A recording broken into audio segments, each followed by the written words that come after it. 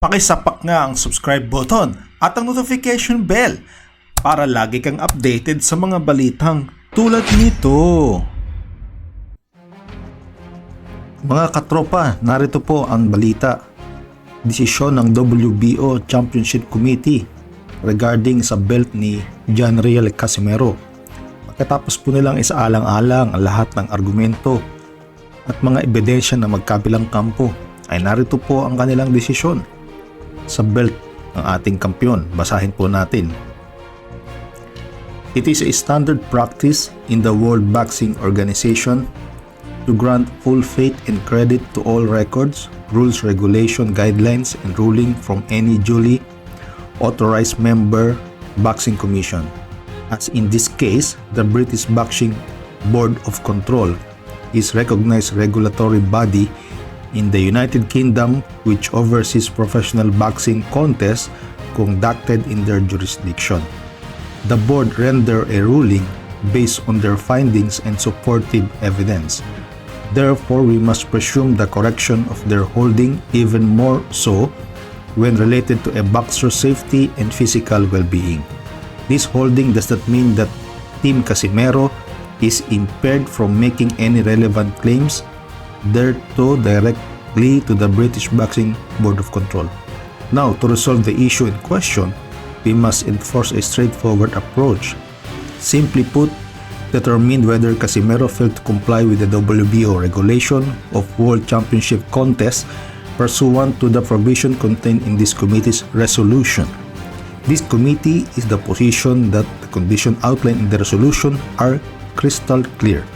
The relevant provision triggered upon the British Boxing Board of Control ruling prohibiting Casimero to participate in his second scheduled WBO championship bout.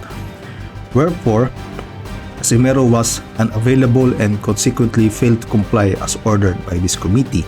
Now, having carefully reviewed and appraised the facts stated herein, having examined the arguments submitted by Mr. Steve Pasiti, representative for John Riel Casimero, having reviewed the British Boxing Board of Control ruling and communication, having reviewed the relevant championship committee resolution and applicable provision, and having examined our governing rules and regulation, this committee resolved as follows.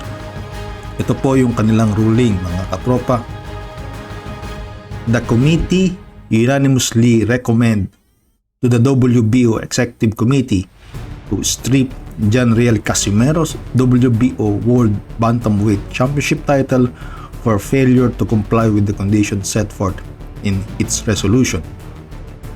Number 2, the WBO Executive Committee unanimously voted in favor of adopting the WBO Championship Committee's recommendation and therefore declares the WBO Bantamweight Championship title vacant. Number 3, the WBO interim Bantamweight champion Paul Butler is elevated from interim champion to full champion status. Number 4, the WBO Championship Committee recommends to the WBO Ratings Committee that John Riel Casimero be rated at the number 1 position in the WBO Bantamweight ratings and subject to complying with the applicable rating criteria. This is the final decision of the WBO Rating Committee.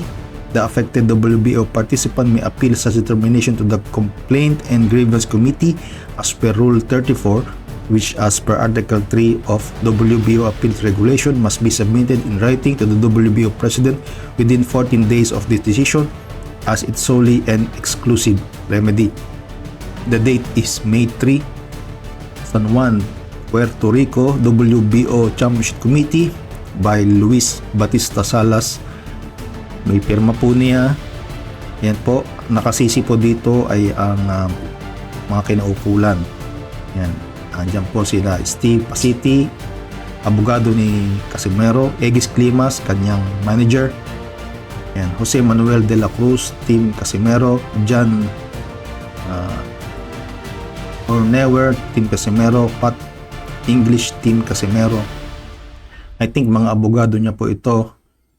Ayan, Robert Smith, BBBO of C, Steven Lunas, Team Casimero, Jason Casimero, Team Casimero, and Paul Butler.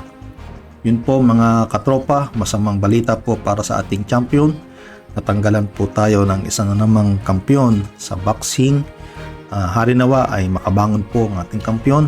At number 1 po ngayon sa rating si John Riel Casimero. So kung ipag-uutos ng WBO na depensahan ni Paul Butler ang kanyang kampyonato, ay walang ibang mga kalaban kundi po ating kampiyon na si John Riel Casimero. Hanggang dito lamang po ang ating balita.